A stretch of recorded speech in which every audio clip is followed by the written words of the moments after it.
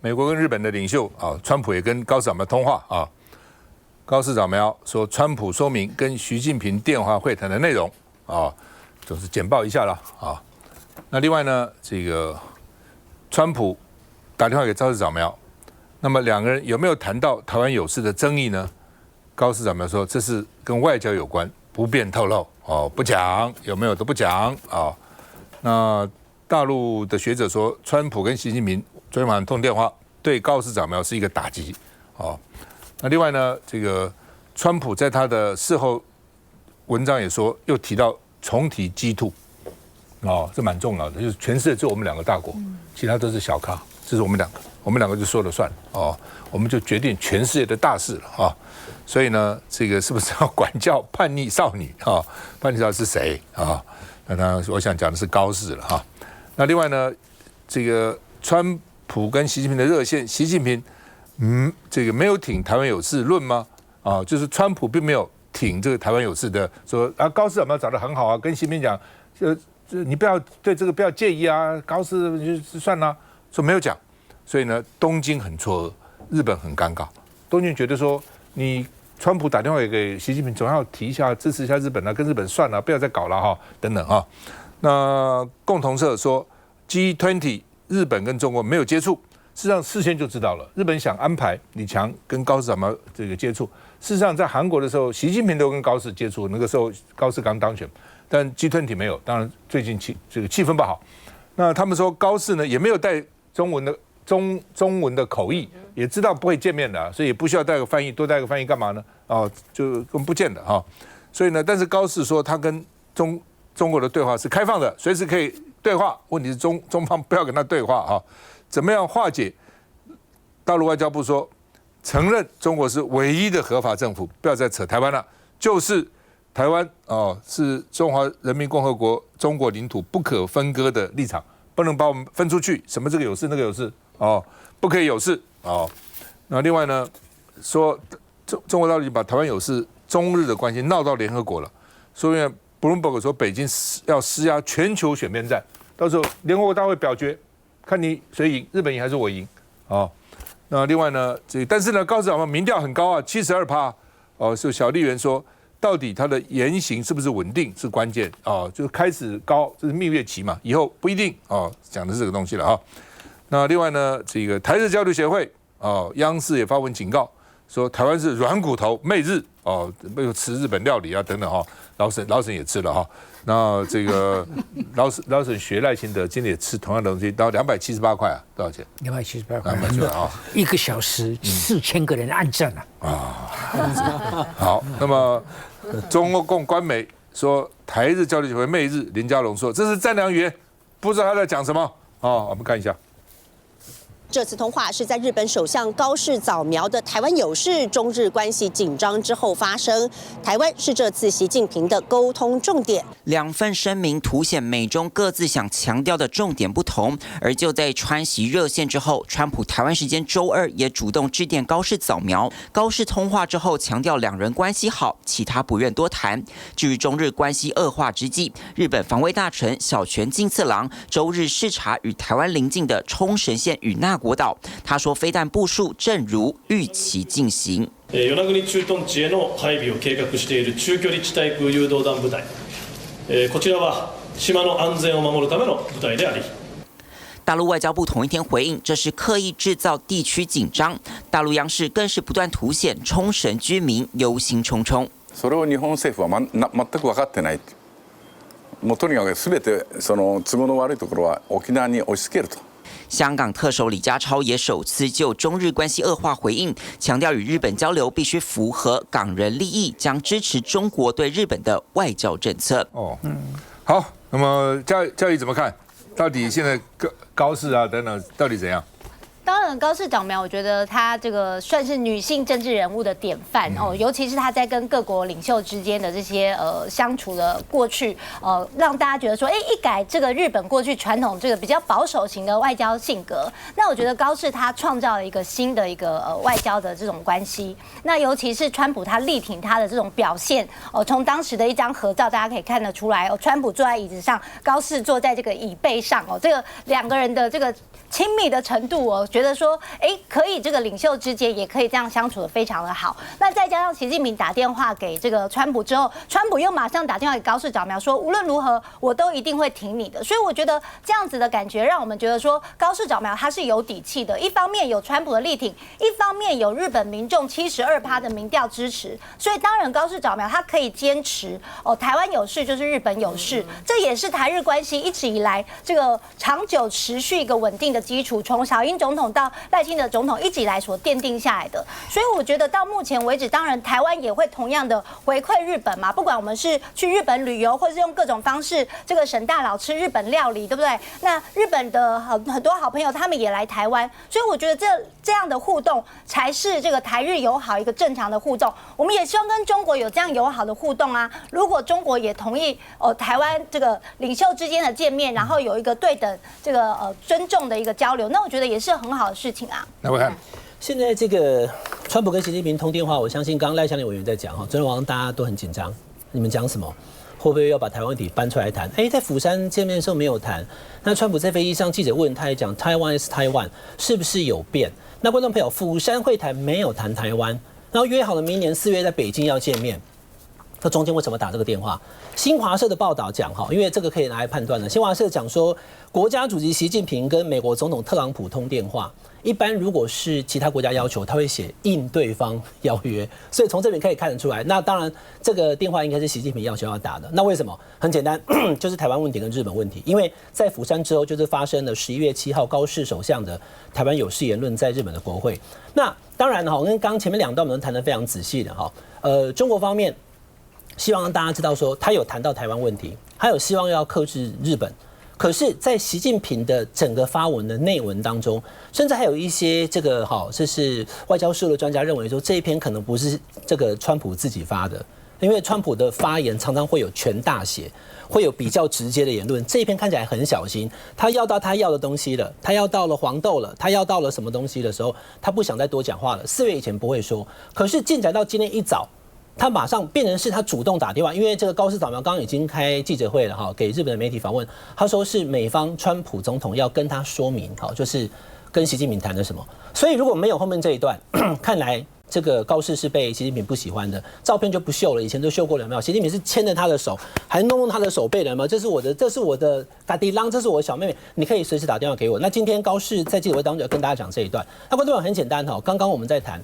为什么从这个台湾有事谈话之后，观光客不去日本，水产不买，到现在为止，来我给观众朋友看一下这是今天最新的民调。我最近已经看了大概有5-6份的不同的日本民调，我也在关注它什么时候下滑。我先说总有一天会下滑的，可是现在好像还没。那这个是 FNN 现在最新的调查，它在10月的时候，观众朋友要知道75.4跟75.2在误差范围之内了。这个时候是10月，就他刚当首相的时候，还没有跟川普见面，还没有到这个国会去讲台湾有事。可是过了这样1个月以后，他的民调并没有动。它的这个不支持度跟支持度其实差不多，这是 FNN 这一份呢是独卖，甚至还上升了1%，其实1%差不多啦，72变71。但我要跟大家讲的是为什么？因为很简单，日本国民现在目前比较关注的根本就不是这一题，会讨论，但他们并没有对内阁有不满要他改，他们最关注的是什么？他们最关注的其实是物价高的问题，不满有52，然后满意33。但是你问其他的话题，比如说高市内阁对中国的态度，56%是支持的，这是最近这2天问的是11月22、23号问的，都已经是翻脸了，观光客不来了，水产不买了。那为什么水产不买了也不会受什么影响？很简单，因为其实现在目前看起来，日本的水产早在2023年排核污水之后，中国大陆其实就没有买了。所以其实对那些人来，就像我们台湾的凤梨已经好几年没有卖去中国大陆了。所以你要另外去找地方去买，所以就卖去美国，卖去其他的国家。所以现在看起来，这同一份民调当中，自民党的制度还是一样跟10月份做的时候一样有32，比其他政党都高。所以以这个结果来看，川普也打电话给高市，高市的民调也还高。刚刚前面新闻也告诉大家，小泉进次郎防卫大臣还去了与那国岛，离我们宜兰只有100公里的地方，说以后我们这边要部署飞弹，防空飞弹。那所以其实中国大陆应该是希望美国能够克制日本的发言，免得全世界跑出来讲说，台湾有事就是日本有事，就是谁有事就是西班牙有事，就是英国有事。可是我不知道川普跟习近平的谈话内容是什么，因为他在他的发文当中，这个是川普的发文当中，他完全没有提到新华社里面所讲的，就是台湾问题是这个就是重要性，川普总统很理解的这一部分，有讲到台湾的部分，在川普的发文里面一句都没有提到，这个是目前所看到的状况。好不好？这个冲绳离台湾只有110公里，那日本的国防部长去访问，说将来呢要部署中程导弹，这是日本那解放军呢在这个刘公岛实弹射击，是当时甲午战争战败地要告诉你在哪里跌倒哪里站起来那另外呢，日本在与那国在琉球那边冲绳部署防空飞弹，大陆外交部说非常危险因为呢在跟中国台湾很近的西南诸岛部署进攻性武器。老陈，刚刚伟汉提到的，就是说川普又打给高市一个电话，这是基本上的礼貌。就说我跟习近平谈，有谈到你但谈到什么对外没讲，但是我要给你知道一下。但是川普对外没有公开宣布说他挺日本，这个就是让习近平达到初步的目的，算是中方的胜利。所以我基本上我不是同意高嘉瑜的说法。高嘉瑜刚刚的解释是符合目前民进党政府的立场所以你将来提名没问题啦但是我要问你请教你一个问题。你觉得老共对这种有危机、有争议的问题的时候，老共对日本、对美国跟对台湾，他对谁最恨对谁最温柔？最恨、最恨、最狠都会。当然对日本最恨嘛。对谁最温柔？对台湾最温柔。100%答对了奖品。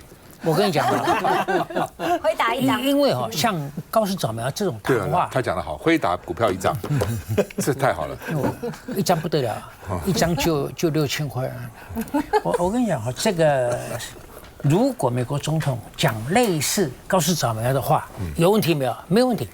但是高市早苗讲的这些有什么大不了？他就尽量往前侵略者、军国主义抬头就往极端去讲，就是你坏。所以他非常狠。第一点，老共现在已经不把日本看在眼里了。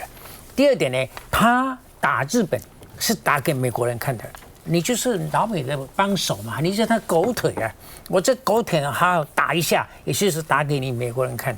那对美国呢，大概就在两者之间，因为对他最好的其实是台湾我们台湾的独派或者是民进党政府都把老共恨得牙痒痒的就说你对我不好，稍微怎么样我们就要抗中。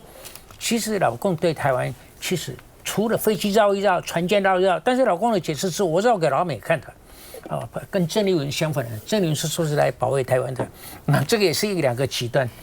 但是我觉得老共跟台湾的在感情上也好，说是未来我们的终端结局是怎么样，或者未来你跟我要怎么相处，都有列入考量，所以他基本上对台湾要比对美国温柔。我现在讲这会被人家骂死，老共对台湾温柔，但真的老共对台湾是有多方的考量，就是该狠没有那么狠。基本上相对的了，对谁好，对谁坏，对谁爱，对谁恨，那是相对的。相对来讲，你是问相对。我再补充一下了我觉得像川普顶多就不讲但是他没有像我们赖清德要吃日本料理，要吃握寿司。我觉得去吃这个握寿司是最浅薄，因为你要嘛就完全不讲话。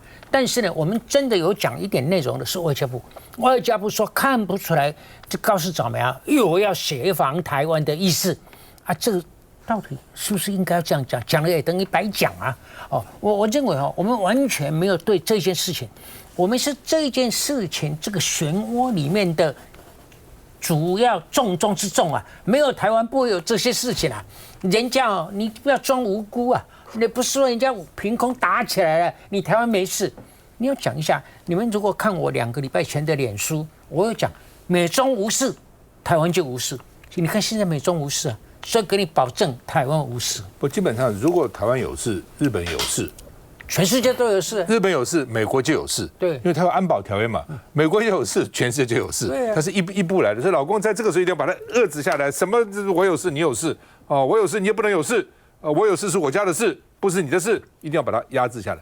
但是也不要忘了，美国在日本现在有55000个美军呐、很多啊，有113个基地。你看美国、日本啊，基本上就是说名为我保护你嘛，因为你自己不要有国军啊，说我保护你，实际上也是控制日本嘛。所以日本为什么为美国侍从也在这里？好，所以为什么习近平打川普跟这个我想多少也是有关系的了。休息一下再回来。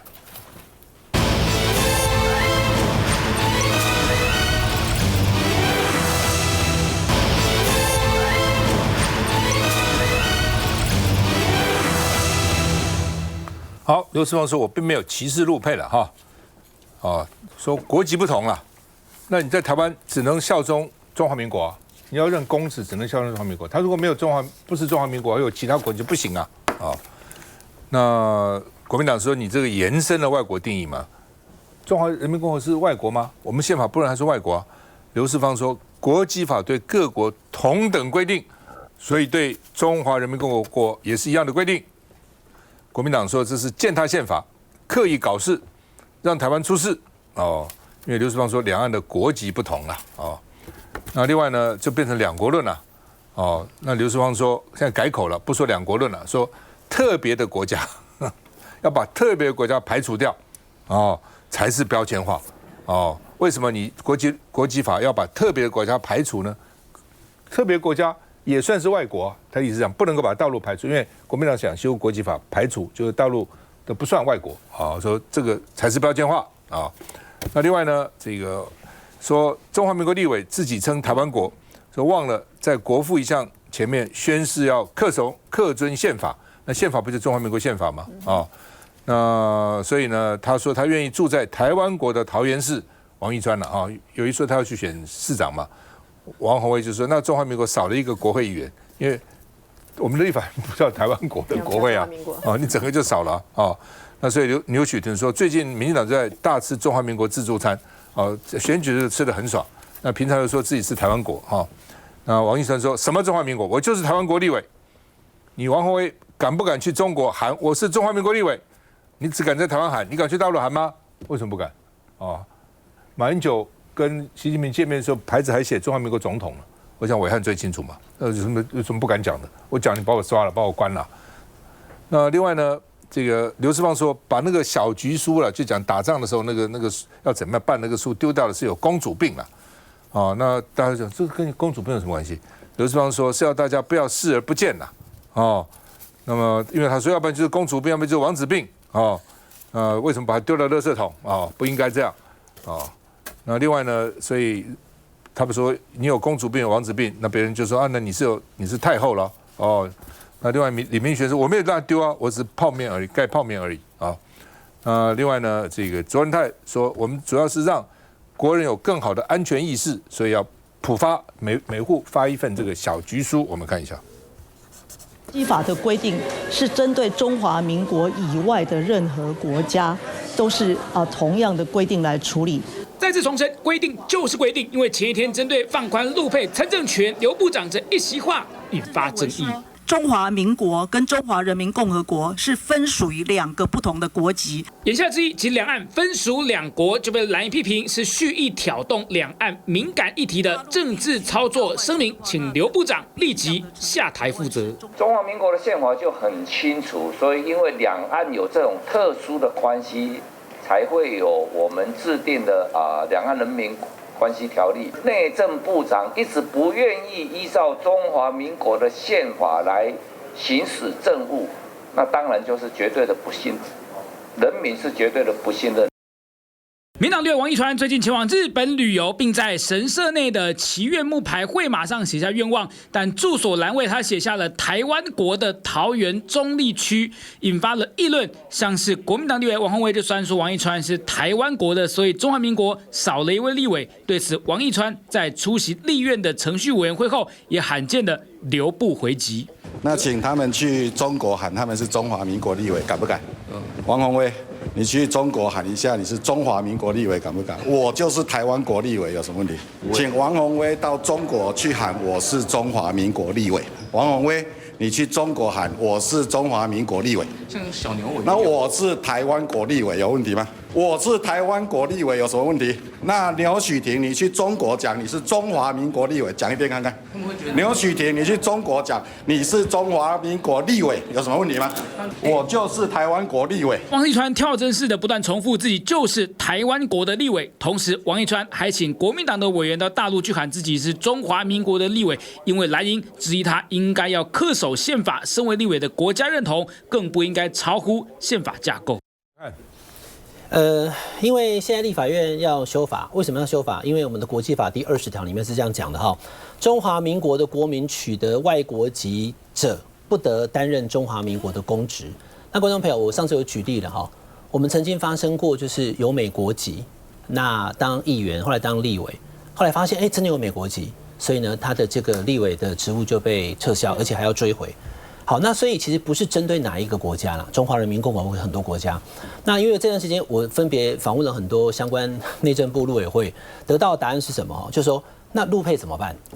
就中国大陆到底算不算是拥有这个外国籍籍？现在目前国民党立委就是要修这个，中国大陆是不是外国？国民党立委部分立委认为不是。那所以他就没有外国籍，他就可以当。但是花莲的这个村长，再加上很快的今天赖香伶委员在这里。明年就会2月1号会有一个叫做这个李珍秀，他是在不分区里面，他马上就要补上来了。可是他有中华人民共和国的国籍有没有？以前有没有过？有。那有的话，你说要放弃，观众朋友请注意因为陆配都告诉你这个事情办不到，因为中华人民共和国不承认中华民国，所以他不让你放弃。好，这个是中华民国的国际法20条来，观众朋友，我再多一个中华人民共和国的国际法第10条里面如果你是这个想要放弃国籍的话呢，有一个我把它反射了叫做有其他理由。好，那现在目前其实刘世芳部长的意思也很简单就你要去 try 看看，你要去试看看可不可以用其他理由把中华人民共和国的国籍给放弃。好，所以吵到这里以后，我们要修法，那就民意上面大家看有什么样的这个就是想法比较多，把它修正。昨天台中市长卢秀燕在市议会也被问到这一题，那台中市长卢秀燕的说法就是。他的说法比较倾向于刘世芳这个讲法，他认为呢要拥有中华民国国籍唯一效忠，有其他国籍都不行。议员叫做江少国不问说，那其他国家呢？他说美国、日本、中国都一样不行。所以回过头来，今天卢秀燕的说法又被这个民进党对，你看连卢秀燕都这样讲了，这是一个现在目前的规定的一个解释的不同。到底我刚刚给大家看的国际法20条里面的有外国籍者不能担任公职，那中华人民共和国算不算？但按照内政部的解释很简单，因为中华人民共和国国籍的这个国籍，不管是哪一个国今天包含什么其他国家，阿根廷。好，顺带一讲阿根廷是属于一个无法放弃国籍的国家，所以如果曾经有过阿根廷的人，其实在中华民国也就失去了参选公职的权利。他的意思是说，我不是针对中华人民共和国啦，可是你只要有中华民国以外的国籍，你就不能当公职。但可不可以当？可以当。因为他有另外一条，就是1年之内要放弃，所以当了1年时间到了以后就被解职。李珍秀可能也是这样的状况。我觉得他能不能加一个，如果你有去申请放弃，放弃不了，不在此限。我努力了嘛，他不给我放弃，我怎么办呢？我觉得总是有一个补救的方式。当时在立法院在立国际法，没有想到这些状况嘛。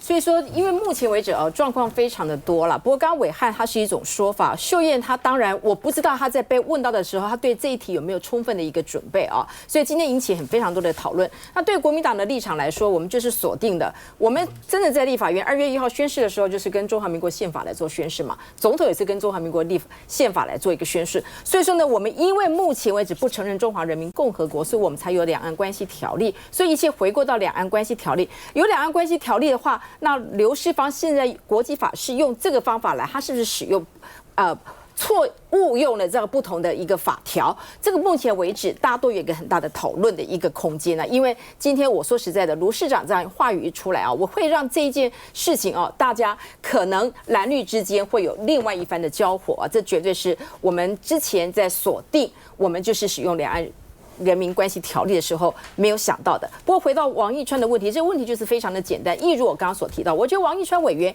应该可以带头来做一个修法。既然他信誓旦旦就认为他是台湾国这3个字讲这么清楚的话，那他是否可以带头来去做这个修法的部分？目前为止，我们有增修条文，宪法也有增修条文我们还有很多，还可以带头做出这个动作。你只要做出这个动作，我们就可以看出目前执政党的意向到底是如何。如果连这个动作都做不出来，那你你今天喊台湾国，你也是一样在很爽的嘛，所以不要模糊焦点。他是台湾国的立委，他未来有任何要到桃园或到任何地方去做任何选举的话，那他对这个立场到底是如何？总而言之，现在的法规目前改得非常的清楚，包括我们做任何的事情，民进党都说你这是违宪，违宪。你那个宪是指的是什么？宪是指中华民国的一个宪法。那中华民国宪法现在就是这样的一个规定嘛。所以说，你如果要来做额外的一个诠释的话，那就很好，勇敢的去做出修法的动作。我觉得这个东西大家都可以看得很清楚，不要是表面说的冠冕堂皇，然后私下你又不敢动作。我觉得这个部分来说的话，反而是利用这一次的机会，大家好好来检视一下我们的法律到底该怎么样来走。我简单回应一下柯志恩，因为柯志恩快要赢了，你知道吗？所以你很多回应像龚春兰这块的公款要特别。不只是要谨慎小心，而且有时候要带一点幽默，不要太严肃。你刚才的回应就太严肃了，不需要对这种人不需要这样。真的因为现在台独运动已经小丑化了比如说他去日本讲这些，就是小丑的一种以前的所谓三宝，民进党以前有老三宝嘛，他现在这个是新三宝，但讲一些电笑，这个美笑电笑。所以你应该怎么回答呢？说你如果是坚持这个想法的话，你就要稍安勿躁，等待台湾国的到来等到台湾国在台湾成立台湾国国会的时候你就是正港的台湾国的委员，对吧？好吧，用反讽对反讽，对吧？用反讽对讽刺啦。休息一下再回来，对吧？